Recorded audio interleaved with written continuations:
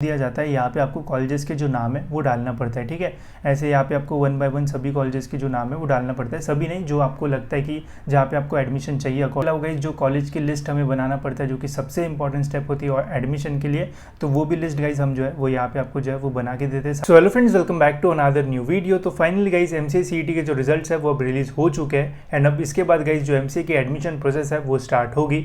इस वीडियो में गाइज मैं आपको डिटेल में एमसीए के एडमिशन प्रोसेस से रिलेटेड सारी जो इंपॉर्टेंट इन्फॉर्मेशन है वो देने वाला हूँ। जैसे एडमिशन प्रोसेस कब स्टार्ट हो सकती है, कितनी स्टेप्स होती है पूरी प्रोसेस में, क्या क्या आपको करना पड़ता है, डॉक्यूमेंट वेरिफिकेशन कैसे होता है, फिर कितने कैप राउंड्स होते हैं, कैप राउंड्स के बाद क्या होता है, वैकेंट राउंड क्या होता है एंड और भी बहुत सारी जो इन्फॉर्मेशन है वो मैं आपको इस वीडियो में दूंगा। इसके अलावा गाइज आज से हम हमारी जो काउंसिलिंग प्रोसेस है वो भी स्टार्ट करने वाले हैं, तो उससे रिलेटेड भी गाइज मैं आपको इस वीडियो में जो है वो इन्फॉर्मेशन दूंगा। तो वीडियो पूरा एंड तक देखते रहिए ताकि आपको एमसीए एडमिशन प्रोसेस से रिलेटेड सारी इंपॉर्टेंट जो इन्फॉर्मेशन है वो मिल जाए। तो सबसे पहले एंड सबसे इंपॉर्टेंट गाइज आपके मन में यही क्वेश्चन होगा कि जो एडमिशन प्रोसेस है ये कब तक स्टार्ट हो सकती है। तो देखो गाइज एडमिशन प्रोसेस को स्टार्ट होने में थोड़ा जो टाइम है वो लगता है जनरली, बिकॉज काफ़ी सारे ऐसे स्टूडेंट होते हैं जो कि अपने फाइनल ईयर में जो है वो रहते हैं एंड उनकी फाइनल सेमेस्टर की जो एग्जामिनेशन है वो पेंडिंग होती है। तो ये भी जो है वो इंपॉर्टेंट होती है, बिकॉज इनके रिजल्ट अगर टाइम पे नहीं लगेंगे तो फिर एडमिशन में इन्हें जो है वो प्रॉब्लम होता है। तो थोड़ा डिले होता है एडमिशन प्रोसेस में।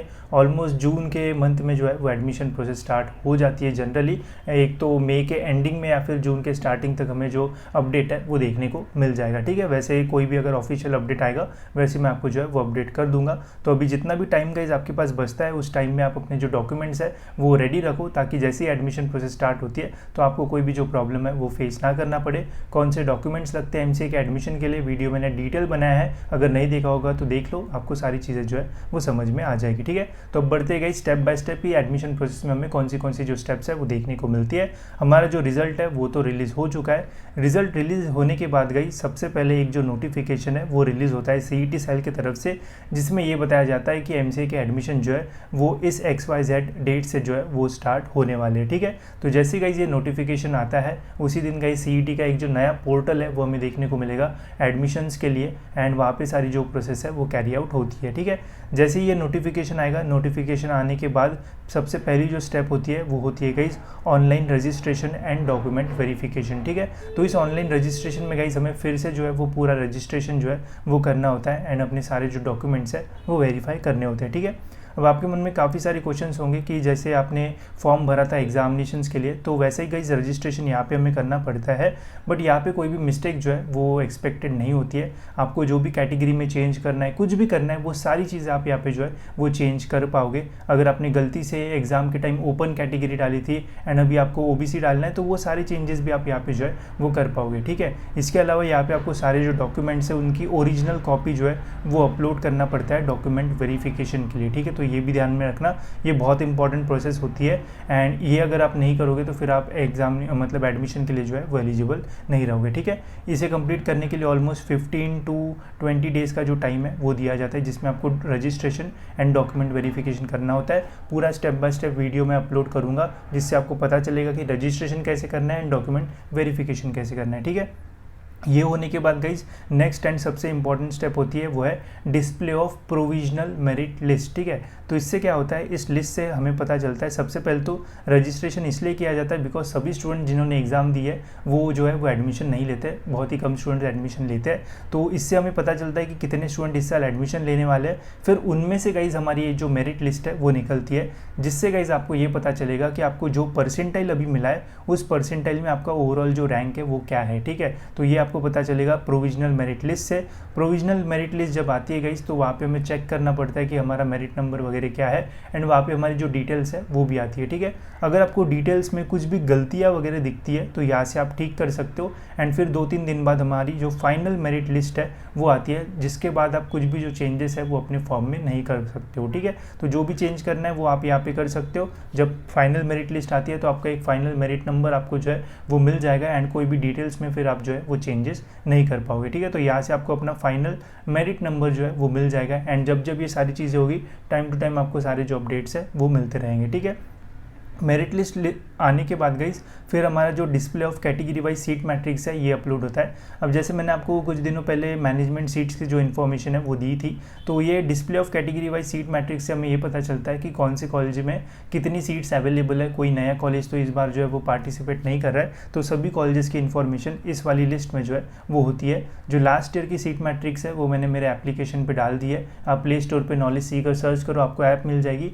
वहाँ पर फ्री मटीरियल्स में आपको ये जो सीट मैट्रिक्स है वो मिल जाएगा, जिससे आपको पता चलेगा कि कौन से कॉलेज में कितनी सीट्स है। एंड इस साल भी ऑलमोस्ट वैसे ही रहेगा, थोड़ा बहुत जो चेंज है वो आता है, बाकी ऐसा कोई चेंजेस जो है वो नहीं आते हैं। ठीक है, जैसे ही सीट मैट्रिक्स रिलीज होगी गाइज उसके बाद हमारे एक्चुअल जो कैप राउंड्स है वो शुरू होते हैं। ठीक है, कैप राउंड का जो कैप का फुल फॉर्म है वो होता है कॉमन एडमिशन प्रोसेस, जिसमें गाइज हमें जो है वो कॉलेजेस के जो नाम है वो फिल करना होता है। ठीक है, तो इसके लिए हमें ऑलमोस्ट 2 या 3 दिन जो है वो दिए जाते हैं कैप राउंड को फॉर्म फिल करने के लिए।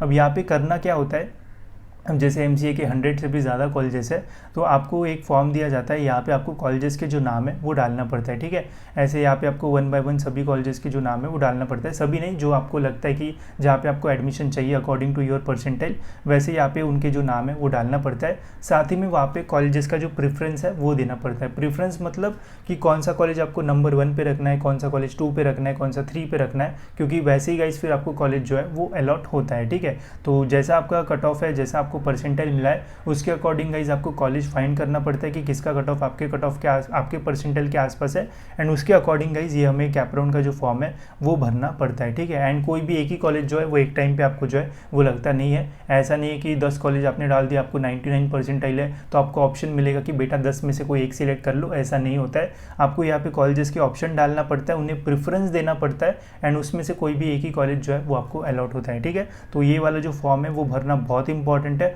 अगर आपको 99 भी मिलते हैं एंड अगर आप ये फॉर्म सही से नहीं भरते हो तो आपको अच्छा कॉलेज के बजाय एक बुरा कॉलेज भी जो है वो मिल सकता है। तो ये प्रोसेस जो है वो बहुत इंपॉर्टेंट होती है।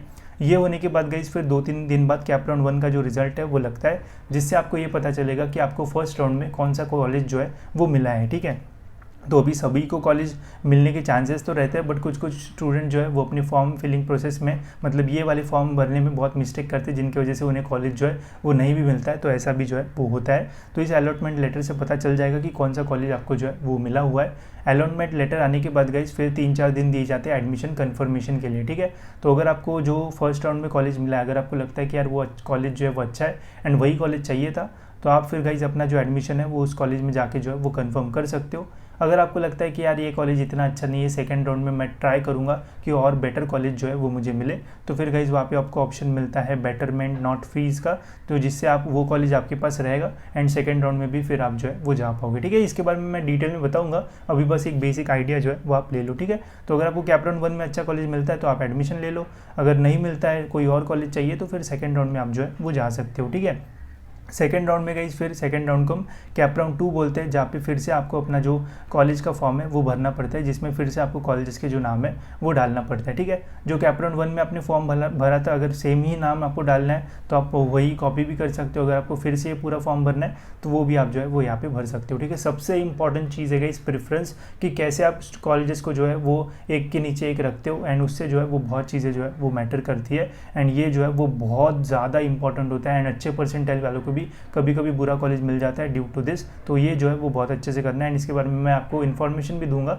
बट टाइम टू टाइम चीज़ें जो है वो देखते रहना। ठीक है, कैप राउंड 2 में भी सेम प्रोसेस होती है, आपको फॉर्म भरना पड़ता है, फिर उसका जो अलॉटमेंट है वो लगता है, एंड फिर पता चलेगा कि आपको कौन सा कॉलेज जो है वो अलॉट हुआ है। अगर कॉलेज अच्छा लगता है तो ठीक है एडमिशन ले लो, अगर आपको वो कॉलेज अच्छा नहीं लगता है तो फिर आप कैप राउंड 3 में भी जो है वो जा सकते हो। ठीक है, फिर कैप राउंड 3 रहता है, फिर यहाँ पे भी सेम वही आपको एक कॉलेज की जो लिस्ट है वो बनाना पड़ता है, एंड फिर कैप राउंड 3 का जो रिजल्ट है वो लगता है, जिससे आपको पता चलेगा कि कैप राउंड 3 में आपको कौन सा कॉलेज जो है वो लगा है। अगर कॉलेज अच्छा लगता है तो एडमिशन ले लो, अगर नहीं अच्छा लगता है तो फिर आपके पास ज़्यादा ऑप्शन जो है वो नहीं बचते। ठीक है, तो कैप राउंड 3 तक तो ट्राई करना गाइस कि अच्छा आपको कॉलेज जो है वो मिल जाए, एंड रिस्क मत लेना, ट्राई करना कि कैप राउंड 1 में आपको अच्छा कॉलेज जो है वो मिल जाए, एंड फिर बेटरमेंट करके आप second round and third round के लिए जो है वो जा सकते हो, ताकि आपके पास पहले से कॉलेज जो है वो भी रहेगा, and second round and third round में अगर कोई कॉलेज नहीं रहा तो पहले से आपके पास एक सेफर ऑप्शन जो है वो रहेगा। ठीक है, तो ये कैसे वगैरह करते हैं वो भी मैं आपको जो है वो आने वाली वीडियोज़ में बताऊँगा, बट ऐसे ही करना, उससे आपको ज़्यादा फायदा जो है वो होता है। ठीक है,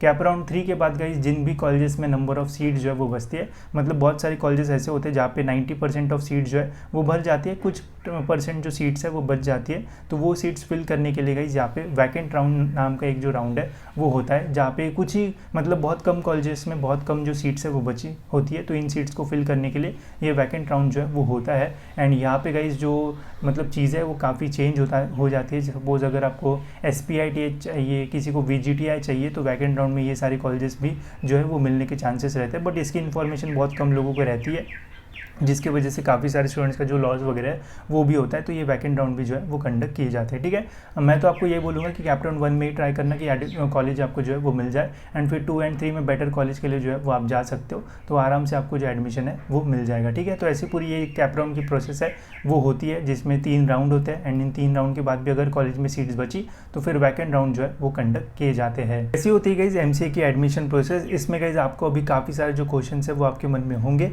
बट धीरे धीरे गाइस मैं इसके ऊपर स्टेप बाय स्टेप सारे वीडियोस बनाऊंगा, जिससे आपके सारे जो डाउट्स है वो क्लियर हो जाएंगे।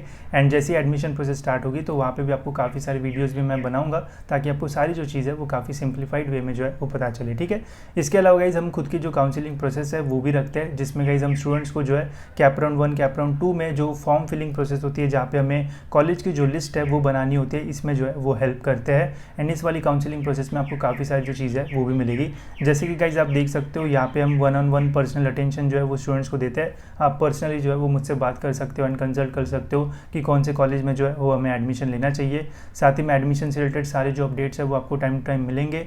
इसके अलावा गाइस जो कॉलेज की लिस्ट हमें बनाना पड़ता है, जो कि सबसे इंपॉर्टेंट स्टेप होती है एडमिशन के लिए, तो वो भी लिस्ट गाइस हम जो है वो यहाँ पे आपको जो है वो बना के देते हैं। साथ ही में आपको प्रेफरेंस भी बताते हैं कि कौन सा कॉलेज आपको ऊपर रखना चाहिए, कौन सा नीचे रखना चाहिए।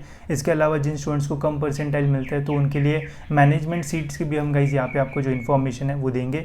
इसके अलावा गाइस ऑप्शन फॉर्म जो हम फॉर्म भरते हैं तो वहाँ पे हम कैसे फॉर्म भरना पड़ता है उसके बारे में भी गाइस आपको जो है वो डिटेल में बताते हैं। इसके अलावा एडमिशन के टाइम कौन से डॉक्यूमेंट्स आपको लगते हैं, अगर डॉक्यूमेंट में कोई प्रॉब्लम आता है तो उससे रिलेटेड भी गाइस हम यहाँ पे चीज़ें जो है वो बताते हैं। इसके अलावा कैप राउंड 3 के बाद जो वैकेंट राउंड्स होते हैं उसके लिए आप कैसे अप्लाई कर सकते हो, कैसा एक बेटर कॉलेज ले सकते हो, ये भी हम हमारे काउंसलिंग प्रोसेस में जो है वो बताते हैं। एंड फिर नेक्स्ट कि आप हमें जो है वो डायरेक्ट कॉन्टैक्ट करके जो है वो चीज़ें भी पूछ सकते हो। तो ये हमारी पर्सनल काउंसलिंग प्रोसेस होती है, जिसमें हम स्टूडेंट्स की जो है वो हेल्प करते हैं एडमिशन प्रोसेस के लिए। तो अगर आपको हमारी काउंसलिंग प्रोसेस में एनरोल करना है तो आप गाइस ये गूगल फॉर्म जो है वो भर सकते हो। इसकी जो लिंक है वो डिस्क्रिप्शन में आपको जो है वो मिल जाएगी। एंड ये फ्री नहीं होता है गाइस, ठीक है, बिकॉज पर्सनली मैं आपको सारी जो चीज़ें वो बताता हूँ एंड काफ़ी टाइम भी आपको जो है वो दूंगा। तो ये प्रोसेस जो है वो फ्री नहीं होती है, बट अगर आपको एक अच्छा कॉलेज चाहिए एंड आपको एक गाइडेंस चाहिए तो आप हमारी काउंसलिंग प्रोसेस जो है वो ले सकते हो। इससे मैं आपको 100% गारंटी देता हूँ कि आपको बहुत सारी जो हेल्प है वो इससे होगी, एंड आपको एडमिशन करते टाइम कोई भी जो प्रॉब्लम है वो नहीं आएगा। साथ ही में गाइस हमने ये प्रोसेस जो है वो लास्ट ईयर भी की थी। काफ़ी सारे स्टूडेंट्स को अच्छे जो कॉलेजेस है वो मिले थे। मैक्सिमम जितने भी MCA के अच्छे कॉलेजेस है सभी कॉलेजेस में हमारे जो स्टूडेंट्स हैं वो है। तो अगर आपको उस टाइम पे अगर जानना रहेगा कि कौन से कॉलेज कैसा है, कहाँ पे प्लेसमेंट कैसा है, तो वो सारी चीज़ें भी गाइस आप जो है वो जान पाओगे। तो अगर आप इंटरेस्टेड हो तो आप हमारी जो काउंसलिंग प्रोसेस है वो ज्वाइन कर सकते हो। लिमिटेड अमाउंट्स ऑफ सीट्स होती है, बिकॉज मैं पर्सनली सारी स्टूडेंट्स की जो काउंसलिंग है वो करता हूँ, तो ज़्यादा स्टूडेंट्स नहीं आ पाते। बट अगर आपको इंटरेस्ट है, अगर आपको एक अच्छा परसेंटाइल मिला है तो आप ज़रूर काउंसलिंग प्रोसेस ले सकते हो, बिकॉज इससे आपको एक रैंक अच्छा कॉलेज जो है वो मिल सकता है। एंड मैं कभी भी ये नहीं बोलता हूँ कि आप मेरी काउंसलिंग लोगे तो आपको अच्छा कॉलेज मिलेगा ही, बिकॉज देखो अगर आपको परसेंटाइल अच्छा है तो आपको अच्छा कॉलेज मिलेगा। उसमें एक इंप्रूवमेंट ये हो सकता है कि सपोज आपको एक रैंक नीचे वाला कॉलेज मिल रहा है तो हमारी काउंसलिंग की वजह से आपको एक रैंक और अच्छा कॉलेज जो है वो मिल सकता है। एंड इसके अलावा जिन स्टूडेंट्स को कम परसेंटाइल है, जिनको कॉलेज मिलना थोड़ा मुश्किल है, तो वहाँ पे हम गाइस हमको मैनेजमेंट सीट्स एंड बाकी सभी की जो इन्फॉर्मेशन है वो देंगे, जिसके थ्रू आपको एक डिसेंट कॉलेज जो है वो मिल सकता है। ठीक है, बाकी सारी एडमिशन प्रोसेस में हम स्टेप बाय स्टेप जो हेल्प है वो भी करते हैं। एंड बहुत सारे स्टूडेंट्स को बताने वाला जो है वो कोई नहीं होता है, तो आप हमें जो है वो डायरेक्ट कॉन्टैक्ट भी जो है वो कर पाओगे। ठीक है, तो इसकी जो गूगल फॉर्म लिंक है वो आपको डिस्क्रिप्शन में मिल जाएगी। अगर आप इंटरेस्टेड हो तो फॉर्म भर सकते हो एंड हमारी काउंसलिंग प्रोसेस में जो है वो एनरोल कर सकते हो। जैसे गाइज आप ये फॉर्म भरोगे तो आपको गाइज एक व्हाट्सएप ग्रुप में जो है वो भी ऐड कर दिया जाएगा। एंड फिर उसके बाद गाइज जो काउंसलिंग प्रोसेस है वो स्टार्ट होगी, जिसमें आपको एडमिशन से रिलेटेड सारी जो इंपॉर्टेंट चीज़ है वो बताई जाएगी, ताकि आपको एक अच्छा कॉलेज मिल जाए एंड आपको एडमिशन में कोई भी जो प्रॉब्लम है वो फेस ना करना पड़े। ठीक है, इसके अलावा बाकी मैंने एडमिशन प्रोसेस से रिलेटेड आपको सारी जो इन्फॉर्मेशन है वो दे दी है। टाइम टू टाइम आपको सारा जो अपडेट अपडेट्स है वो भी मिलते रहेंगे, एंड जैसे ही कोई अपडेट आएगा वैसे भी मैं आपको सारी जो अपडेट्स है वो दे दूंगा, ठीक है। तो इस वीडियो में इतना ही गाइस, होप सो आपको वीडियो इन्फॉर्मेटिव लगा होगा। अगर कुछ भी क्वेश्चन होगा तो आप मुझे कमेंट सेक्शन में जो है वो पूछ सकते हो। तो मिलते हैं गाइस ऐसी और एक इन्फॉर्मेटिव वीडियो में।